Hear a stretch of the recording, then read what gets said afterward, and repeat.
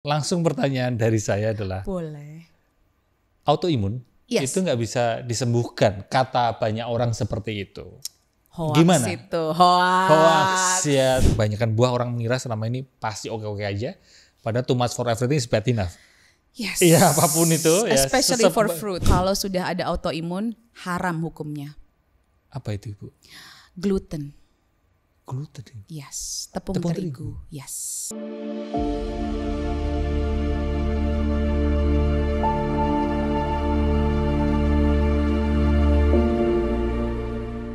Kembali lagi di Pulih dan Selaras, dan kali ini saya ngobrol dengan teman lama saya, Ibu Debbie Jane Mari. Tepuk tangan dulu buat Bu Debbie, ya kan? Thank you. Dan Bu Debbie ini merupakan praktisi naturopati, benar ya? Betul. Dan saat ini punya usaha atau apa ya? Root of Life, community. Komunitas. Yes. Komunitas. Ya. Yes. Nggak berhenti di situ, tapi Bu Debbie ini juga kuliah ya, memang beneran ini. Karena kan akhir-akhir ini ada yang ngaku-ngaku bergelar ya kan. Iya. Ada juga yang ngaku-ngaku bergelar psikolog ya. Tapi kalau ini memang beneran terpercaya ya. Berkuliah di College of Naturopathic Medicine ya. Yes. Di London ya. Jadi nggak main-main ini. Selama kurang lebih 3 tahun ya. 3 tahun tuh basicnya. Aku ngambil postgraduate after that. Baru mau bisa jadi naturopath. Jadi bagi yang baru lulus 1-3 tahun aja, itu Anda belum naturopath, jangan memanggil diri Anda naturopath. Baru basic. Nanti itu baru basic, either herbal medicine or nutrition. Tapi nanti setelah ngambil postgraduate baru bisa memanggil dirinya naturopath. Itu kalau kuliahnya di UK atau di Eropa.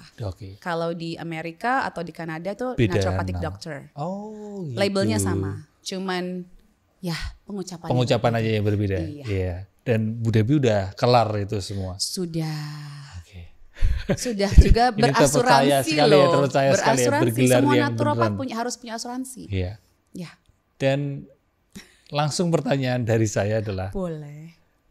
Autoimun itu nggak bisa disembuhkan, kata banyak orang seperti itu. Hoax. Gimana? Itu hoax ya, tipu-tipu ternyata ya. Tipu-tipu. Yang benar gimana, Ibu? Bisa diputar balik. Bisa diputar balik. Betul. Gimana memutar baliknya, maksudnya dimulai dari mana atau seperti apa itu? Kita jelaskan nih berarti ya. Oh iya. Udah mulai dijelasin. Jadi, ini ya. Autoimun itu akarnya yang paling utama adalah kekurangan vitamin D. Itu hal pertama yang harus diperbaikin. Kesadaran masyarakat itu masih sangat rendah untuk mengecek. Kita nggak bisa ngomong, aku masih muda kok, aku baik-baik aja. Ini fakta. Mas Haji, saya tuh pernah bikin charity di Blok M, di salah satu restoran hip di Blok M. Aku nawarin, mau dicek nggak vitamin D-nya? Gratis. Anak-anak muda di sana bilang apa? Saya masih muda, gue baik-baik aja. Gitu jawabannya. Merasa masih muda, baik-baik aja. Kandungan vitamin D-nya merasa baik-baik aja. Padahal nggak dites. Jadi gimana mau tahu? Jadi dites pun dia udah harus tahu loh, kita harus tes. Jadi tesnya itu nggak mahal, cuman 400 ribuan. Bahkan sekarang banyak lab yang memberikan diskon-diskon khusus. Jadi ada yang bilang 300 ribu. Jadi itu setahun sekali wajib untuk ngetes.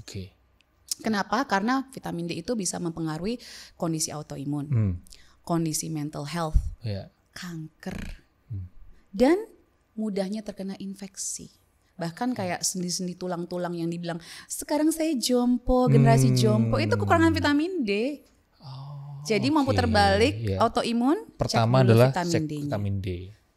Terus nanti ada beberapa, tentu nggak hanya cuma itu baru nanti pertama ada perubahan gaya hidup dan sebagainya. Betul. Ibu ya.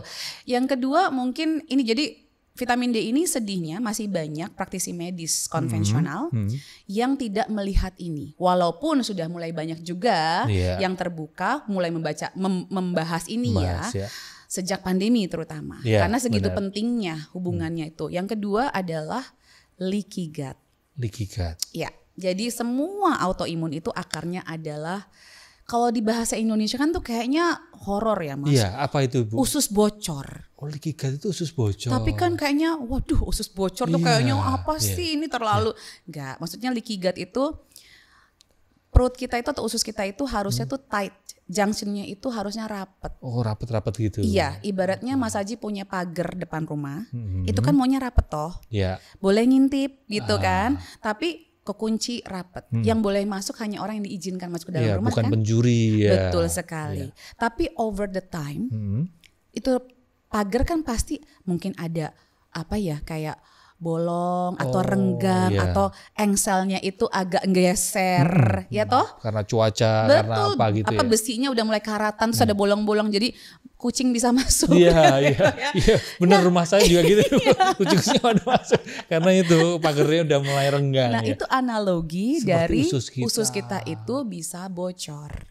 Jadi nggak so heboh yang dipikirkan usus bocor, apaan sih tuh term usus bocor itu ada-ada aja, enggak.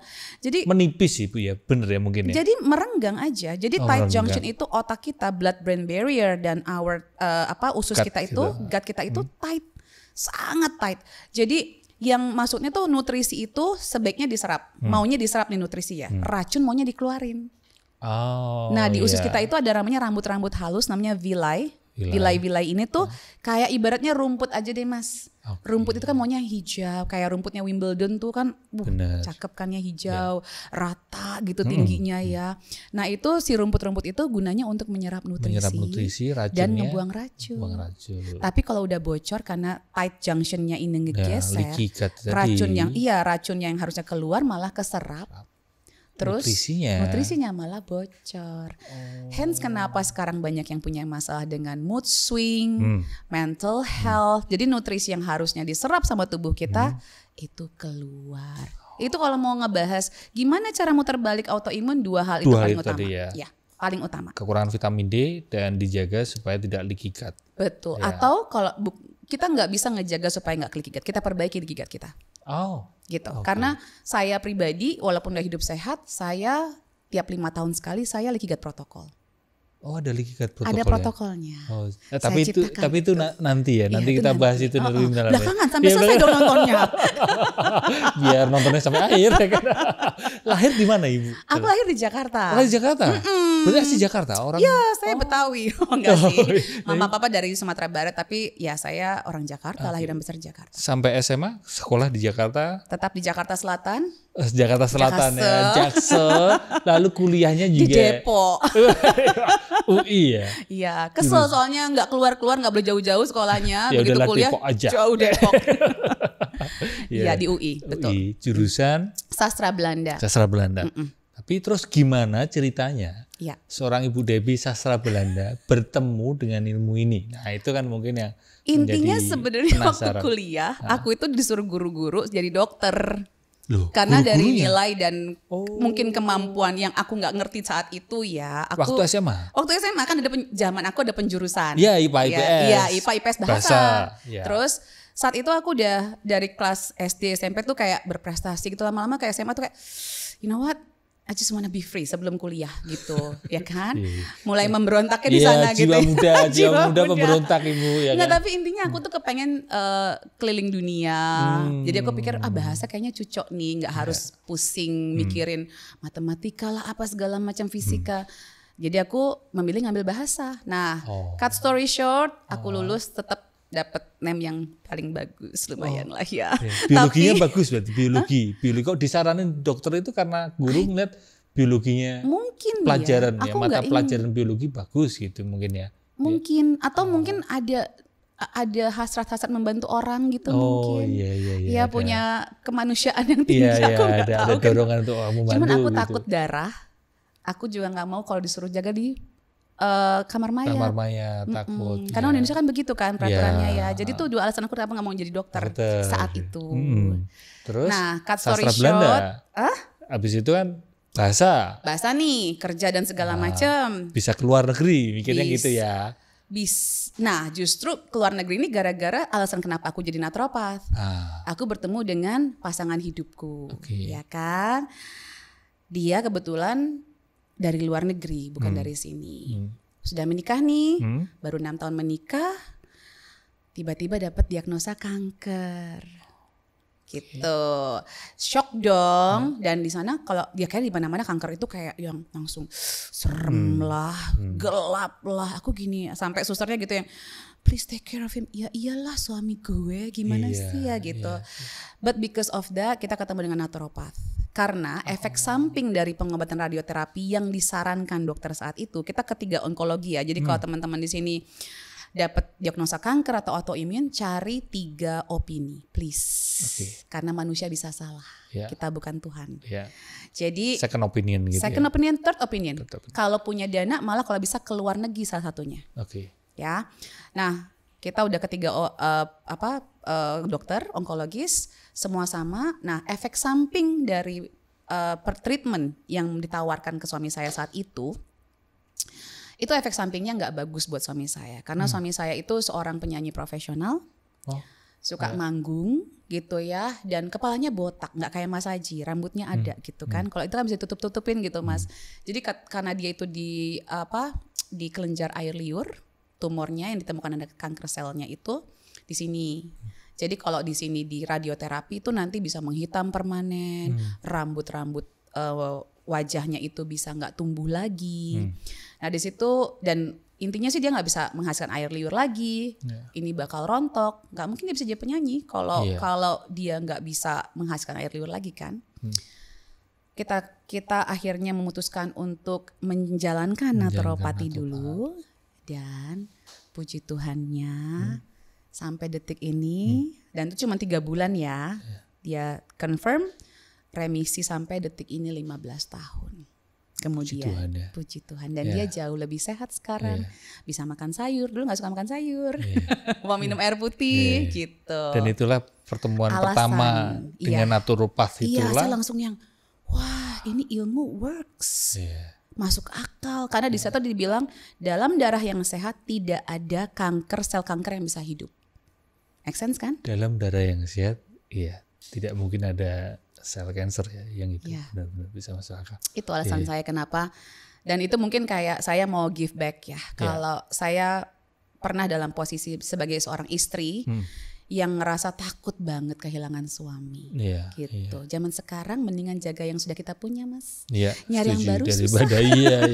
Perlu effort malah ribet ya kan. Jaga dunia perdatingan zaman sekarang ini. Kepingin mendapatkan yang baru tapi kehilangan yang lama malah ya. Itulah naturopath itu terus jadi aku belajar sampai sekarang. Karena saya menemani seorang naturopath di London untuk membantu penyembuhan suami saya. Saya yang research semuanya tentang suami saya, dan saya lihat perubahan dalam tubuh suami saya, dan saya mulai mengerti karena memang mungkin bakatnya saya pengen jadi dokter tuh udah ada dari dulu ya. Saya pun suka waktu riset dan sebagainya. Jadi waktu suami saya dipasangin masker untuk radioterapi, dia itu saya itu langsung kasih ke suami saya gini, kalau kamu bisa ngelakuin, saya baca buku. Jadi beberapa tahun yang lalu saya baca buku, kayaknya asistennya Anthony Robbins. Dia itu punya tumor sebesar bola basket di rahimnya dan bisa sembuh dengan perubahan pola makan dan pola hidup dan memaafkan. Gitu ya. Terus saya kasih, if you can do this, what this woman do, I support you 150%. Dan dia bilang gini, saya belum siap untuk pergi. Karena anak kita yang pertama dulu itu masih 15 tahun saat itu. Gitu. Terus belajar saya kira kuliah lagi. Dan waktu akhirnya dari situ pun saya akhirnya hamil. Jadi bantuin suami untuk detox, karena saya juga konsul nih sama si naturopatnya. Terus saya kan kemana-mana nggak jelas nih kenapa belum hamil nih. Ternyata di situ dia bilang gini, pankreas kamu struggling. Hah? Aku cuma bayar tuh iseng-iseng gitu loh Mas, kayak bayar aja gitu buat empati ke suami aku, biar nggak dia doang kayak ngerasa jadi orang sakit gitu ya. Aku pengen hamil, aku pengen nurunin berat badan gitu. Pokoknya receh aja jawabannya gitu. Terus ternyata di situ aku dapat jawaban, pankreas kamu struggling, your hormone is imbalance. Hah? Aku ngerasa sehat banget loh Mas saat itu ya.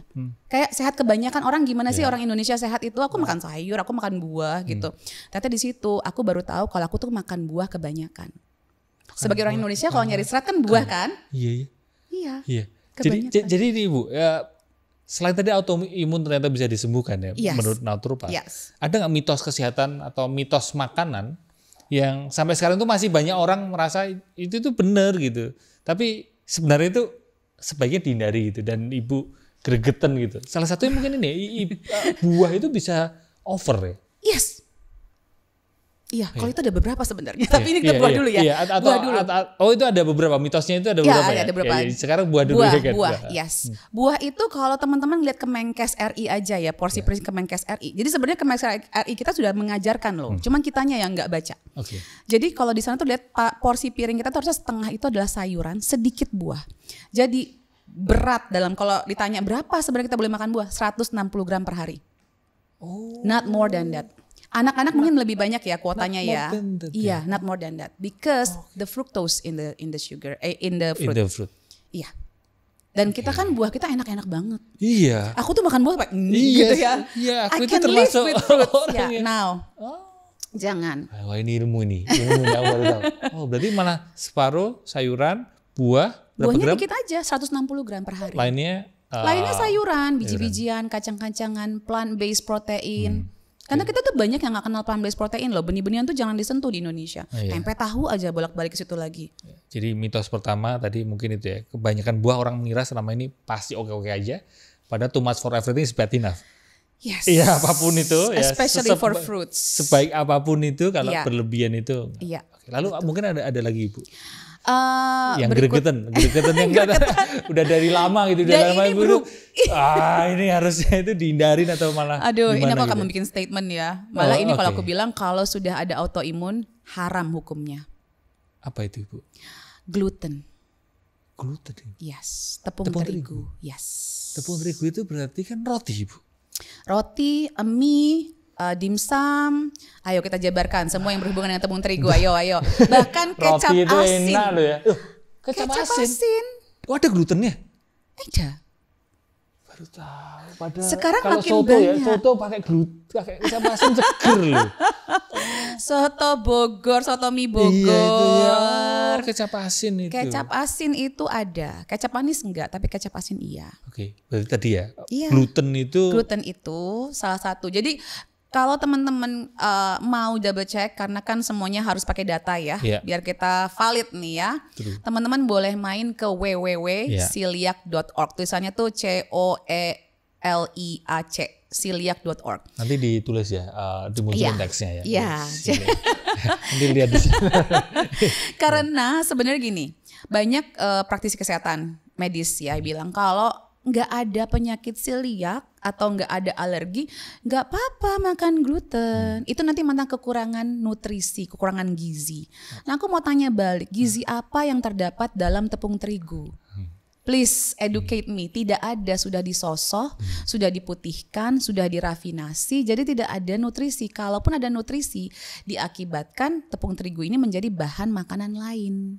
Oh gitu. Dibikin roti, dibikin mie. Tapi Mas Haji kalau makan mie nggak pakai kuahnya, nggak pakai dagingnya, enak apa enggak? Enggak enak. Jadi intinya yang mau dimakan dagingnya, kuahnya, atau mie-nya.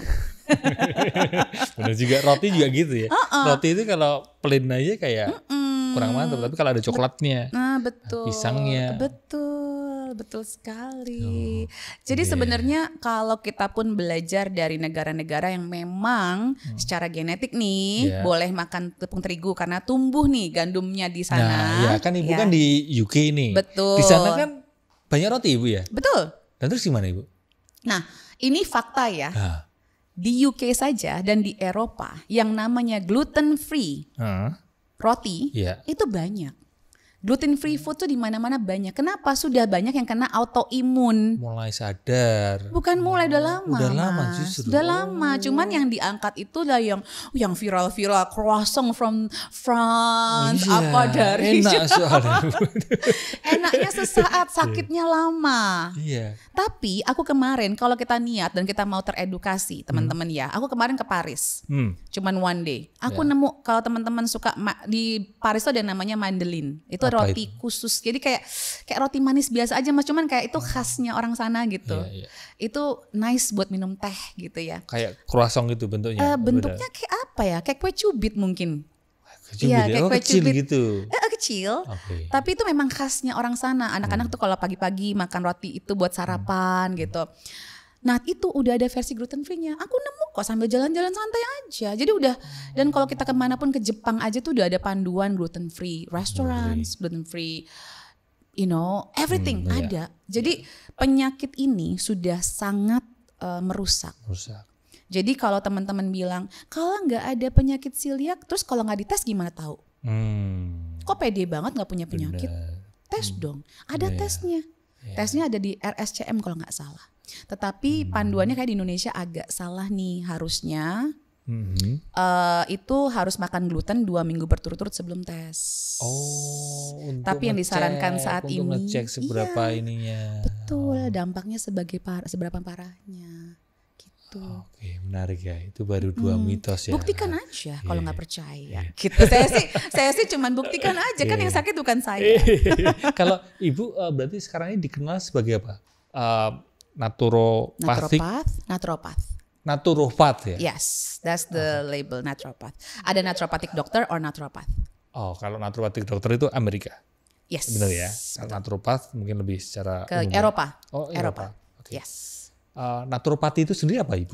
Penjelasannya? Ilmu kesehatan berbasis sains yang mengembalikan kesehatan optimal berdasarkan akar masalahnya. Kalau kita banding garis bawah itu. Ya, dengan akar masalahnya. Kalau dibandingin? Kalau dibanding allopathic medicine atau conventional medicine yang mengobati, bukan menyembuhkan ya, not necessarily ya, mengobati berdasarkan gejala dengan obat kimia atau tindakan medis. Ya, itu secara umumnya gitu ya, konvensionalnya. Konvensional. Tapi kalau naturopat lebih ke akarnya. Kita tuh melengkap Mas, kita complementary medicine namanya. Sekolahnya di mana berarti Ibu? Aku di London. Di London ya tadi yang itu ya? Iya, London dan Birmingham waktu itu. Aku last year-nya di Birmingham. Itu jauh Bu, London sama Birmingham. Kan saya belum pernah ke UK Bu, jadi tolong kami dijelaskan. Gak apa-apa, sekalian jalan-jalan nanti. Aku mau buka travel bersama naturopat. Oh iya? Biar jalan-jalan tuh bersama naturopat. Maksudnya saya bukan naturopat, nggak boleh ikut? Aku temenin Mas nanti, ditemenin sama aku. Saya tahunya cuma klub bola Inggris, itu ada Manchester. Boleh, kita diajak sana juga. Ya, Manchester kan kalah ya, baru sering kalah. Arsenal gitu-gitu Ibu. Kemarin Yura Yunita juga pada di Manchester. Iya. Ini Liverpool yang juara Liga. Dan tadi Birmingham sama London jauh. Itu 1,5 jam. 1,5 jam. Dari rumah aku sekarang di Nottingham itu juga 1,5 jam. Rumah Ibu di Nottingham Forest itu? Iya betul. Iya kan bener ya. Itu klub bola ada itu. Ada lagi naik daun ya. Lagi naik daun. Oh gitu. Dari dulu sekolah. Ibu tinggal di mana dulu? Ibu tinggal dulu di London. Di London, sekolah di London. Sekolah di London. Abis itu saya pindah ke Nottingham. Sekolah karena di Nottingham. Harga tiket kereta makin mahal ya. Mending mendekat aja ke sekolahnya. Terus saya nanti nyetir. Saya jadi bolak-balik. Jadi kalau bolak-balik dari? Iya kalau dari Nottingham ke Birmingham itu cuma 1 jam 15 menit lah nyetir. Oh kayak sini mana ya? Sini Bogor lah. Bogor. Mana? Bekasi. Ya. Rumah saya. Iya. Kalau London dari Nottingham tuh bisa 2 jam setengah. Lumayan lah. Kalau bolak-balik kan lumayan. Ya. Kalau bedanya tadi, saya tertarik dengan bedanya pengobatan naturopati dengan kan konvensional ya, dengan medis itu seperti apa? Mungkin lebih diperjelas supaya teman-teman jadi lebih tahu. Atau jangan-jangan malah pada benturin gitu kan, nah gimana? Enggak, jangan dibenturin karena dua-duanya itu punya kelebihan dan punya kekurangan masing-masing. Tidak ada ilmu yang 100% itu perfect. Sepakat. Kesempurnaan hanya milik Tuhan. Udah gitu aja aku sih ya. Jadi ini pelengkap. Kenapa dan banyak dokter medis yang menjadi klien saya atau datang ke kelas saya itu selalu bilang kenapa sih saya nggak pernah diajarin soal ini? Gitu. Jadi karena kita mencari akar masalah orang itu bisa berbeda-beda. Let's say gini aja deh, Pusing itu saya selalu nanya 5 pertanyaan ya. Minum air putihnya berapa banyak sehari? Ini basic yang orang aja nggak tahu dan nggak mau menjalankan. Aku selalu bilang kalau air putihnya saja dipenuhin, banyak penyakit yang bisa hilang. 1 aja coba dijalanin. Sebenarnya sehatnya dalam 1 hari? Mas 3,7, saya 2,7. Oh kalau cowok 3,7 liter. Perempuan 2,7. Kalau Mas Aji minum kopi berarti harus ditambah karena kopi itu mengeluarkan air dari dalam tubuh kita. Sifatnya diuretics. Lebih banyak ya. Kalau setiap minum kopi harus minum air putih lebih banyak guys. Jadi kalau gitu. Aku ditanya, Bu boleh minum kopi berapa banyak sehari? Aku jawab balik, bisa minum air putih berapa banyak sehari? Ya, bukan aku yang ngatur. Jadi bener. Anda sendiri yang ngatur. Anda mau minum air putih berapa banyak ya, Anda boleh pikirin berapa kopi yang Anda bisa minum. Bahkan nggak minum kopi aja mesti 3,7 loh ya. Kalau buktikan aja, coba 2 bulan, 3 bulan, ubah pola air putihnya aja dan cek apa aja yang berubah. Padahal segini itu kan 2 botol hijau itu kan ya, botol hijau 2 liter ya. Pasti habis dan ditambah lagi ya. Oh gitu. Jadi mendiagnos tadi gimana itu pertama? Atau air putih ya. Yang kedua ini pusing aja nih, baru pusing nih. Pusing itu kan cuma signal ya. Sinyal kayak almarhum Glenn Fredly misalnya. Kan itu kan dia pusing tuh, sering udah lama pusing ya. Itu soalnya tubuh kita nggak tahu nih ngomong sama kita nih. Pusing. Nanti tuh bisa jadi masalah yang lain kalau ini aja nggak dibenerin. Kalau cuma pakai obat penghilang rasa sakit ya. Jadi yang kedua adalah nggak buang air besar tiap hari. Berapa banyak juga nih yang kayak gitu. Ayo. Jadi kan racun mau dikeluarin nih sama tubuh kita. Nggak jadi. Berarti harus tiap hari? Iya dong, wajib hukumnya. Dosa kalau nggak sama tubuhnya sendiri ya. Berapa hari? Ayo Lan, kamu udah berapa lama, berapa hari? Dan tuh di Indonesia kan kayak tabu gitu-gitu ngomongin soal pup tuh kayak, aduh maaf ya. Aku selalu gini, maaf ya Bu. Gitu. Nggak perlu maaf. Ya, buang air besar, semua orang buang air besar. Pup yang apa maksudnya kita omongin aja nih kesehatan. Tim aku bilang katanya dia punya teman yang cowok mikir kalau cewek tuh nggak pernah buang air besar. Bentar, itu cowoknya yang aneh, itu temennya yang itu yang sekolah di mana kalau itu ya. Tapi itu ada ternyata, aku sampai bingung. Oh itu. Nah yang ketiga tidur. Kurang tidur. Nah nggak berkualitas juga tidurnya, itu bisa jadi pengaruh. Loh sebenarnya nih katanya kan ada yang bilang 7 sampai 8 jam ya. Ada penelitian terbaru kalau perempuan itu harusnya 9 sampai 10 jam. Iya ini nih. Nah, perempuan harus lebih banyak tidurnya. Pada kenyataannya perempuan lebih sedikit. Istri saya mencap. Bener berarti. Kalau mau istrinya hormonnya bener, tidur. Banyak. Biarkan dia tidur. Saya tidak akan mengganggu tidurmu lagi sekarang. Itu penelitian loh, bukan aku yang ngomong ya. Tapi kalau cewek tuh 8 jam. 9 sampai 10 idealnya. Kalau bisa. Kalau cowok itu kayaknya 6, 7, 8 jam udah oke.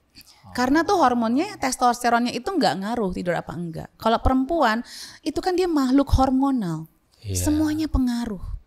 Dan itu dipengaruhi oleh tidur tadi ya. Hidup ini pilihan ya. Ya kan nih udah nih tidur nih ya. Yang keempat adalah gangguan sistem pencernaan. Balik lagi ke autoimun nih Mas. Gitu. Leaky gut tadi. Jadi kalau punya emah, dispepsia atau IBS atau GERD atau IBD, karena IBD? Inflammatory bowel disease. Peradang usus kalau bahasa Indonesianya. Gitu. Kalau IBS kan irritation bowel syndrome ya. Irritable bowel syndrome. Kembung-kembung, nggak nyaman perutnya. Kalau buang air besarnya, abis dibuang air besar enak kan. Atau konstipasi itu bisa jadi. Ada 2 jenis kalau IBS, ada konstipasi atau diare. Aku terbuka aja ngomong gini ya, gak ada maaf-maaf ya. Because it's something organ tubuh manusia loh. Biar kita tabu-tabuan di sini. Oh gitu. Itu yang keempat. Terkait dengan saluran pencernaan. Terkait dengan pusing Mas, baru Mas. Ya pusing ini ternyata bisa di breakdown dari tadi ya. Dari apa namanya, mulai dari air putih, air minum dan sebagainya. Sampai yang keempatnya adalah saluran pencernaan. Betul. Yang kelima? Karena gangguan kekurangan nutrisi. B2 itu berpengaruh sama migran. Yang kelima adalah stres yang kronis.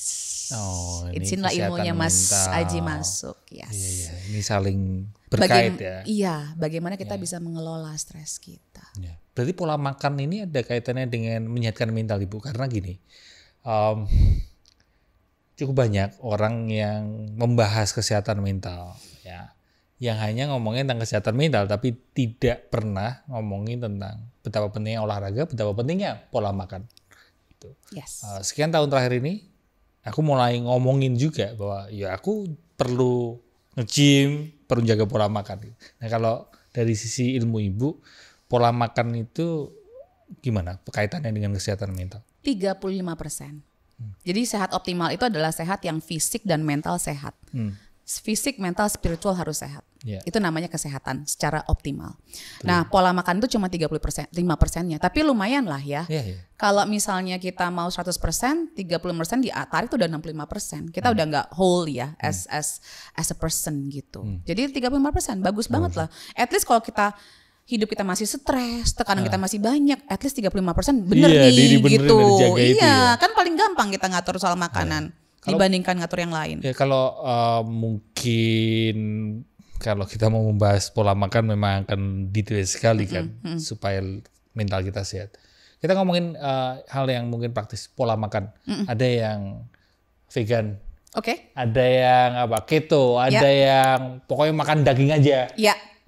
Itu gimana? Sebaiknya gimana? Kita kan sebagai orang awam, masyarakat awam, teman-teman yang nonton gitu, bingung kan dengan banyak pilihan ini mesti yang mana ini yang paling sehat gitu.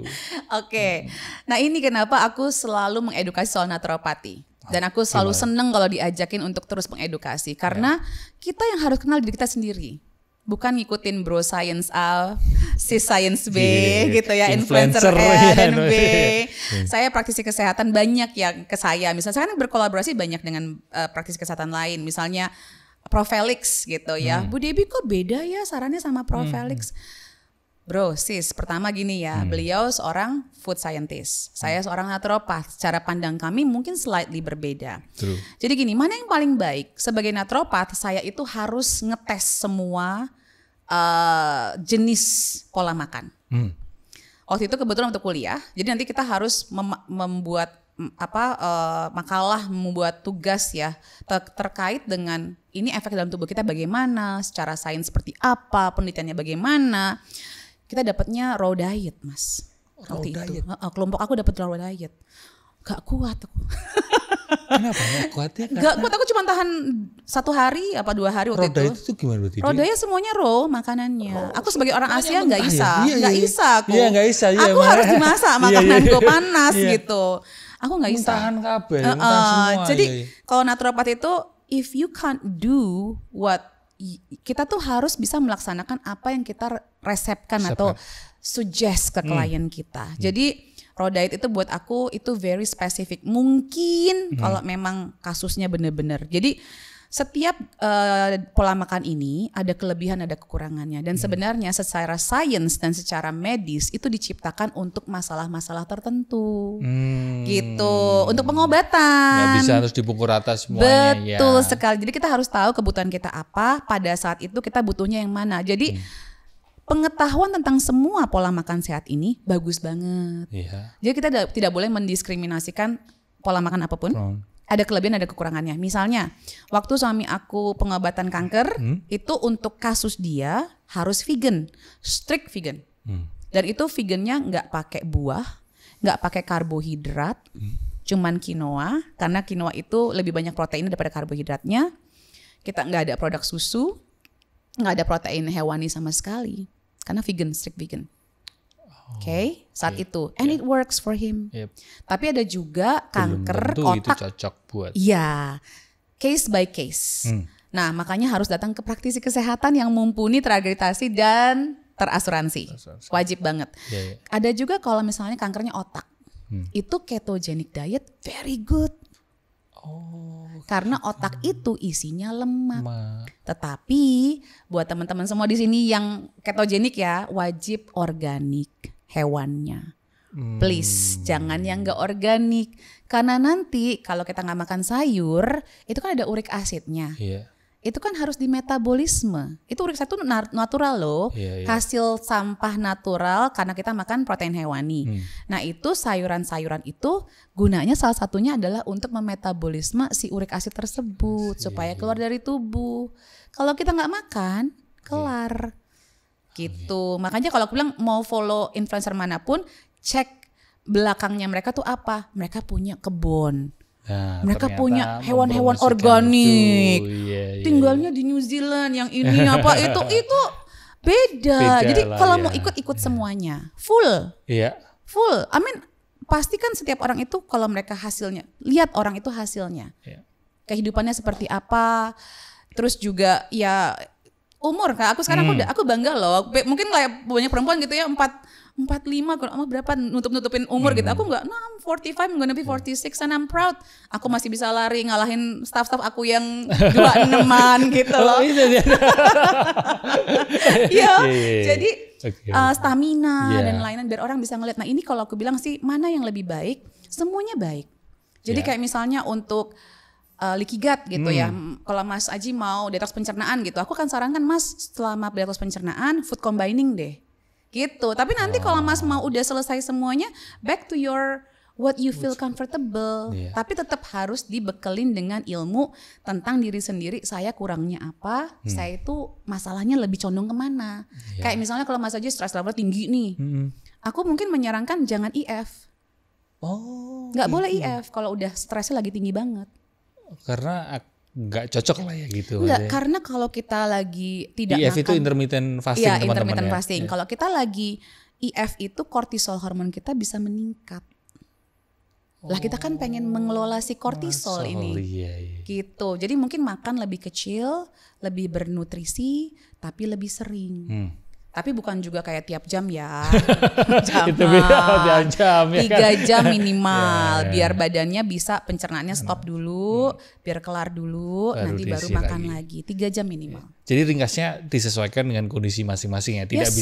Tidak bisa terus one to many itu maksudnya. Ini pasti cocok buat semua, nggak bisa ya seperti betul. Itu. Dan sedihnya sekarang anak-anak muda itu banyak yang jadi influencer, terus mereka bilang ada tuh yang lagi ngetren kayaknya satu tuh seorang perempuan ya, I've been a vegan before and I had this acne, sekarang aku makannya cuman butter sama daging doang gitu, sekarang bersih apa gitu.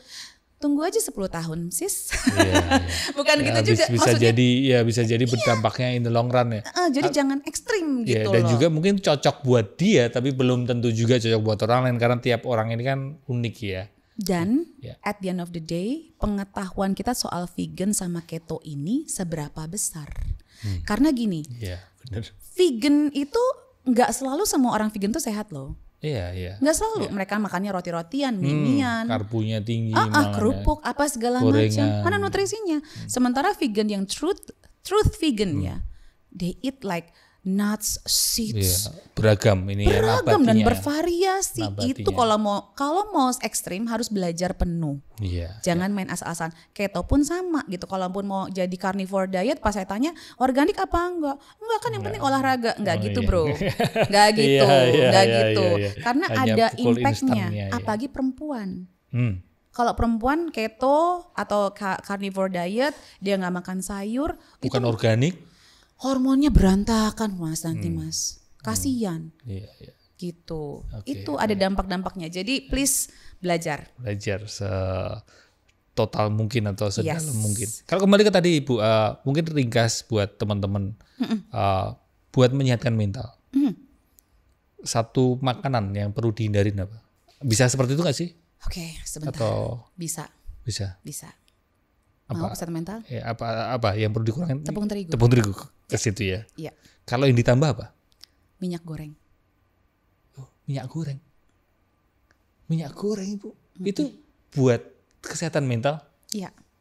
Minyak goreng dihindarin ya, bukan dimakan ya. Aku suruh hindari. Tapi dihindarin maksudnya. Dihindarin maksudnya. Dihindarin. Jadi dihindarin. Tepung terigu dan minyak goreng itu dihindarin. Iya. Kalau yang perlu dimakan lebih banyak. Yang perlu dimakan lebih banyak. Apa? Ikan ya. Karena apa? Karena kesit ya Ibu ya. ini jawaban kocak dari saya. Karena ikannya gesit ya kan. Jadi kita jadi gak ada stres kan ikan. Iya, kita jadi agile Bu. Jadi agile untuk menghadapi cobaan ujian hidup gitu. Kenapa ikan? Ikan tuh tinggi vitamin D, tinggi omega 3. Secara nutrisi ya. Tinggi vitamin D. Iya dong, kan dia tapi ikannya ikan laut ya idealnya ya, atau ikan yang dibesarkan di alam terbuka. Ikan yang suka berjemur maksudnya kena sinar matahari pada waktu. Bukan lele peternakan ya. Iya beda itu ya. Gitu. Bukan yang diternakan secara komersial basically. Ikan yang di alam Dan coba aja perhatikan orang zaman dulu. Atau kalau ini kita kan ngomongin Korean drama ya. Ya ada referensi drakor apa Ibu? Referensi misalnya Crash Landing on You. It's a very good contoh tuh ya. Jadi kan itu kan ada kesehatannya di situ. Oh banyak sekali. Itu kesehatan mental loh kan yang pemeran utamanya. Ya langsung bahas nih. Pemeran utamanya itu kan dia depresi akut, makanya dia sama mau bunuh diri. That's the basic of the story. Dia tuh mau bunuh diri, ketemu sama si Kapten Ri ini. Awal-awalnya dia mau terjun, padahal dia orang kaya. Dia sukses, perempuan pintar dari keluarga konglomerat, cantik. Kurangnya apa? Gitu orang kita bisa mikir, kamu tuh kok nggak bersyukur apa segala macam. No, kondisi jadi mental. Pas dia makan, kita dari sisi makanan dulu ya. Pas dia tinggal di Korea Utara. Dia tuh tadinya nggak makan, kata dia, nggak pernah makan, jarang makan, tidurnya sulit. Pas sampai di Korea Utara, dia tidur, dia makan, bahkan sampai kerak nasi aja dia makan, cocol. Bahkan di situ kita lihat tuh orang-orang itu ngambil ikan tuh langsung, gitu aja, gitu, pakai kayu aja langsung dibakar, langsung dimakan, basic di sana. Ubi, kentang cuman dikukus, cuman dibakar, that's it. Jam 7 udah gelap ya gelap, nggak ada matahari, nggak ada ini, nggak ada lampu lagi, nggak ada listrik, tidur. Itu udah. Justru malah back to basic. Dia malah sehat, dia happier, hilang, dia nggak mau bunuh diri lagi, dia malah mau hidup lebih lama lagi, gitu. Mas ikan kalau ada. Ikan ya kalau perlu ditambah adalah ikan. Karena vitamin D sama omega. Vitamin D dan omega 3. Selama ini ada cerita sukses, cerita sehat, cerita yang perjalanan hidup sehat dari teman-teman istilahnya Ibu yang anggota komunitasnya? Root of Life. Root of Life itu anggota komunitas itu ada transformasi kesehatan. Banyak. Cerita Mas. Mungkin ada satu cerita yang berkesan apa Ibu? Dulunya dia gimana? Lalu setelah ikut Ibu Debbie. Iya banyak. Kemarin aku baru launch buku kedua saya ya. Itu buku anak-anak itu ya. Ada di sini. Ini sungguh ajaib ya. Kan udah disiapin ya tadi ya. Udah disiapin ya. Ini bukunya teman-teman. Muncul tiba-tiba. Buku anak sehat alami naturopati. Iya. Ini sumbangsi aku biar nanti ke depannya kita mulai mendidik dari anak-anak soal gizi, soal nutrisi. Soalnya semakin banyak yang kurang paham gitu loh, karena nggak pernah diajarin dari kecil. Oke, testimoni banyak banget kemarin pas lagi book launch ini tuh, makasih ya Bu, saya dulunya punya autoimun A, saya mau bunuh diri, sejak saya pola makan, saya membaik. Sekarang saya malah mengedukasi orang lain. Ikut mengedukasi juga. Itu aku tuh bersyukurnya di situ komunitas ini tuh berkembang. Jadi sekarang malah yang tadinya dia punya autoimun, dia punya gangguan hormon, dia sudah merasa sangat kayak down banget gitu, kayak nggak ada way out, nggak ada alasan untuk melanjutkan hidup dan sebagainya. Betul. Dia sekarang malah mengajak teman-temannya untuk yuk kita bisa berubah, yuk mulai dari hal yang terkecil dulu. Makanya sekarang saya mau bikin komunitas baru, sebenarnya berhubungan dengan Root of Life. Jadi namanya adalah We Love Walk. Kita akan launch hari tanggal 2 Mei. Apa namanya? We Love Walk. We Love Walk. Saya pengen ngajak teman-teman jalan dulu aja deh, gitu. Maksudnya jalan itu aja bisa membantu kita keluar dari rumah aja ya. Jalan di luar ya, di udara segar. Kan banyak orang-orang bilang takut jalan di luar karena polusi. Believe me, di dalam rumah jauh lebih tinggi racunnya dibandingkan di luar rumah. Oh iya. Kalau ngecek di aplikasi kadang ini polusi tinggi. Coba cek dalam rumahnya. Ngeceknya selalu di luar rumah kan? Gak pernah ngecek dalam rumah kan? Coba cek dalam rumahnya. Menarik juga. Iya, karena kan alam ini tuh punya kemampuan ya untuk mendetoksifikasi. Memang kalau malam lebih tinggi polusinya. Kalau pagi sebenarnya lebih bagus. Tambah ada sinar matahari kan Ibu. Betul, ada dapat vitamin D-nya dan penelitian kan sudah membuktikan kalau jalan kaki aja tuh kita bisa meregulasi nafas kita. Iya. Bisa membantu kalau kita lagi depres itu, kalau kita jalan aja di luar itu mengurangi depresi tersebut. Jadi daripada lari-lari, mungkin nggak semua orang suka lari gitu ya. Jadi aku ngajakin jalan dulu aja deh. Cara yang paling murah, nggak ngeluarin duit. Kita bareng-bareng sambil ngobrol, tukar cerita. Karena pada akhirnya ini karena testimoni ya. mungkin ada yang kanker juga, testimoni sembuh. Yang keguguran berulang-ulang kali sampai depresinya akut, itu akhirnya sekarang punya anak sudah 3 tahun anaknya. Happy. Dan itu salah satunya adalah membantu dia untuk meregulasi stresnya. Jadi naturopati itu luas ya Mas, bukan cuma sekedar pola makan, bukan cuma sekedar olahraga, tapi saya juga membantu untuk kita atur yuk emosinya, kita atur ya stress levelnya ya, dan itu works secara komunitas jalan kaki menarik sekali karena selama ini kan adanya komunitas lari ya kan. Ya, saya termasuk orang yang pegiat pejalan kaki. Saya suka jalan kaki ya. Saya juga. Dan ketika di luar ada sinar matahari, kan ada juga yang gini Bu. Oke, masih kurang ini vitamin D-nya dari sinar matahari atau mungkin karena kerjaan masih di dalam ruangan, tidak bisa keluar ruangan, kan harus mengkonsumsi vitamin D. Betul. Nah itu harus berapa kita mengkonsumsi vitamin D dan harus berapa sih apa itu di hasil lab itu vitamin D-nya itu? Oke. Thank you for that question karena ini penting banget ya, informasi yang sangat penting buat semuanya. Ya, saya dan Indri juga selama ini jaga kadar vitamin D itu. Iya. Tes tahun sekali. Kalau di medis itu kan 30 sampai 100 hasil labnya kan ya. 30 dianggap normal. Oke, dianggap normal 30. Kalau di naturopati saya nggak suka 30. Ibaratnya gini aja, UMR terlalu. Iya, siapa yang suka gajinya mana terlalu UMR kecil aja? Banget loh ya. Pas Mas, pas. Jadi just in case kalau misalnya Mas lagi ada proyek lah, terus Mas nggak bisa keluar ruangan seharian, pergi pagi, pulang malam gitu ya, atau gelap ketemu gelap aja gitu ya. Jadi idealnya kita punya tabungan. Aku tuh maunya 50 minimal. 50 minimal. Jadi 45 aja tuh buat aku kurang. Kalau ke dokter medis dibilang udah cukup. Enggak, kalau saya 50 itu minimal, kalau bisa sampai 80.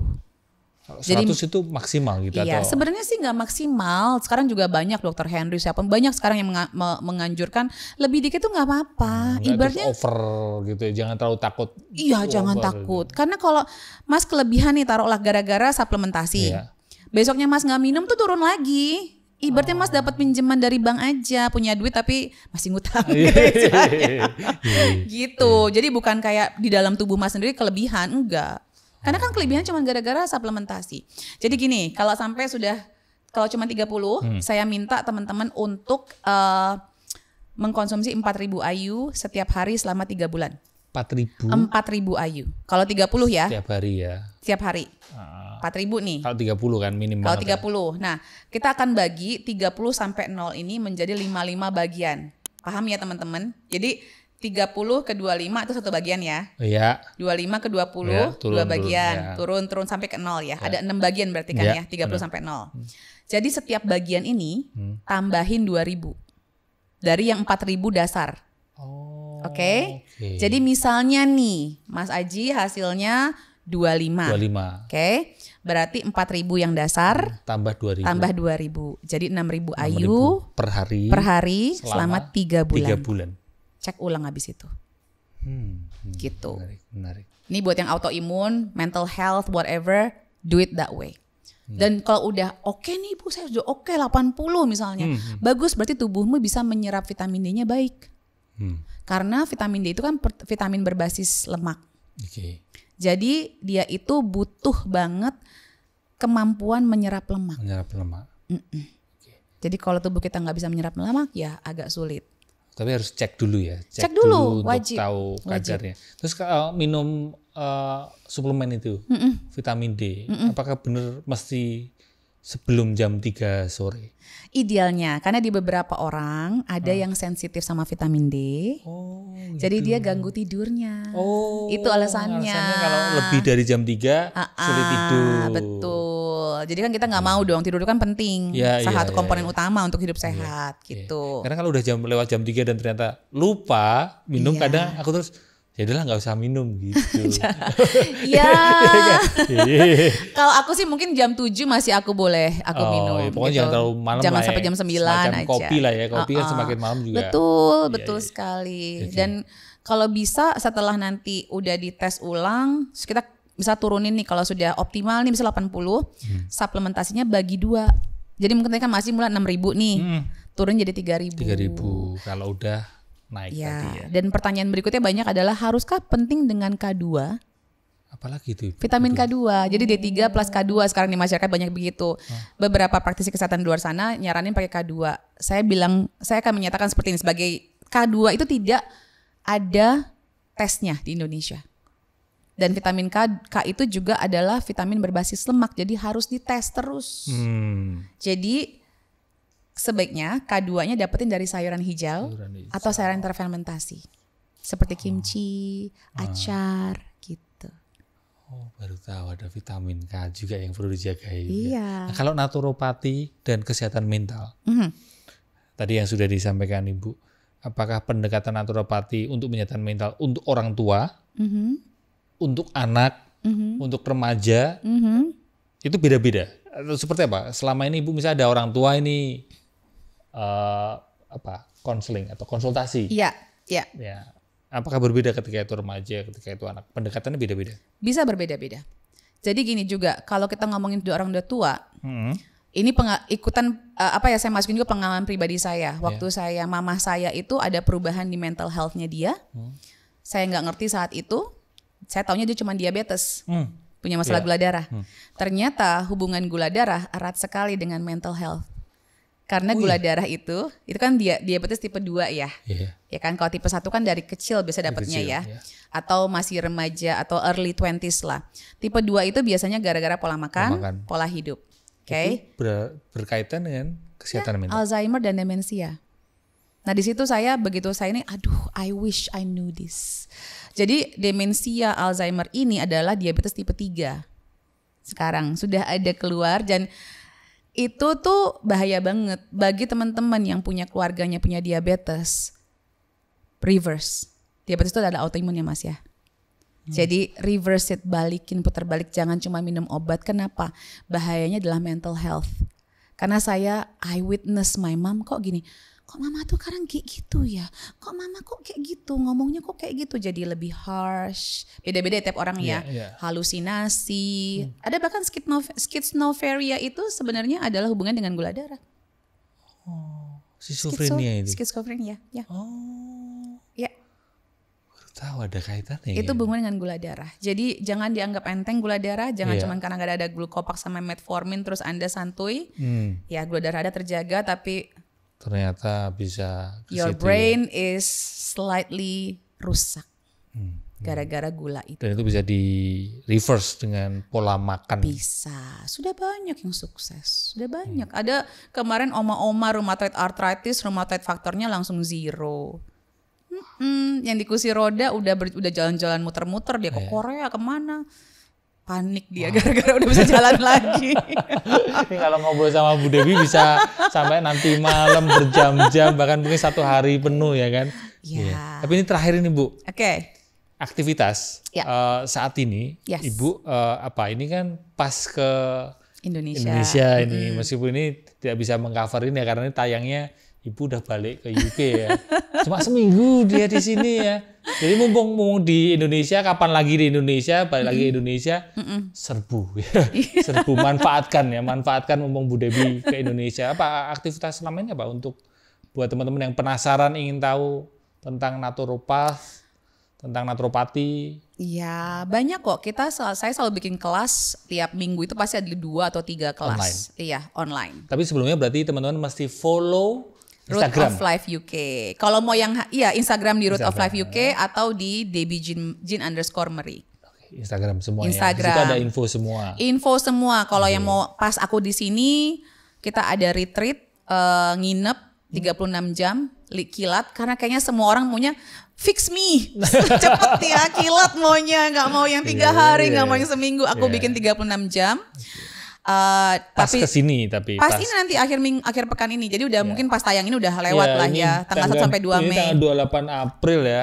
Shoot ini 28 April, Ibu ada sesinya 1 sampai 2 Mei. Iya, itu aktivitas. Tapi kita tiap minggu ada kelas, kita online, juga ada online. Di Zoom ya. Di Zoom. Terus kita juga live Instagram. Ada live Instagram, itu kayak seminggu minimal 2 kali, bisa 3 kali. Kita ada juga YouTube, Debbie Jean Marie Official, ada. Di situ bisa TikTok, belajar TikTok, banyak. Ibu. TikTok ada lagi mau lebih rajin. Lebih rajin nih. Ayo Nesya, gimana ini TikToknya? Iya nih, ya kan? ini nah. Lebih Malin, ketegur Malinnya. Live TikTok juga nanti ya. Mudah-mudahan pengen mau diangkat itu karena kan fokus saya itu edukasi gitu. Saya pengen banget masyarakat Indonesia itu tersadarkan kalau kesehatan itu adalah tanggung jawab kita pribadi. Benar. Bukan pemerintah, bukan dokter. Bahkan dokternya pun butuh disupport sekarang. Sekarang juga banyak kasus kan akhir-akhir ini gitu. Jadi ya kesehatan mulai dari diri pribadi. Dan thank you Mas Aji sudah bikin podcast seperti My ini. Pleasure. You're from your side gitu, I'm from my side, dan itu kita bisa gabungin. Mudah-mudahan itu memberikan pencerahan bagi masyarakat banyak. Terima kasih juga Bu Devi sudah di sini ngobrol banyak. Sama-sama. Thank you for being here. Ya, tapi mungkin terakhir ingin menyampaikan apa ke teman-teman untuk hidup sehat atau seperti apa? Belajar naturopati. Supaya karena ya saya buktikan sendiri. Saya adalah living testimoni kehidupan saya. Kemarin pandemi kita santai-santai aja. Jadi jangan nambah-nambahin stres deh kalau kita udah jaga sebaik mungkin. Faktor yang lain-lain itu bisa kita minimalisasi. Gitu. Oke. Terima kasih. Sama-sama. Terima kasih hidup sehat ya. Hidup sehat teman-teman. Ayo kita hidup sehat. Ini teman-teman di sini ayo hidup sehat ya. Hidup sehat. Kurangi tepung terigu ya kan. Sama vitamin D. Yes. Vitamin D adalah vitamin yang paling dasar kayaknya kalau aku bilang sih. Makanya D dasar. Iya, Debbie. Oh iya, D. Dan di segmen terakhir dari Purna Selaras ada pembacaan surat Ibu. Oke. Surat dari tadi ini suratnya. Dari temen ngobrol beberapa episode yang lalu. Anonim. Ya, jadi ini bisa minta tolong dibacakan. Ibu. Yang tahu jalanmu hanya kamu sendiri. Sabar. Mau nangis ini. Jadi ini aku bagaimana nih? Harus apa? Ini cuman buat aku aja nih, pesan buat aku. Baca buat teman-teman juga Yang selaras. tahu jalanmu hanya kamu sendiri. Sabar ya. Wow. Sesuai dengan tadi juga ya, bahwa setiap orang perlu mengenal dirinya sendiri. Baik, terima kasih teman-teman semuanya. Terima kasih buat udah nonton dari awal sampai akhir. Semoga obrolan saya dengan Ibu Debbie bisa membantu menyatakan mental dan memulihkan batin. Semoga kita semua bisa menerima kenyataan seadanya ya. Selamat hidup sadar. Dah.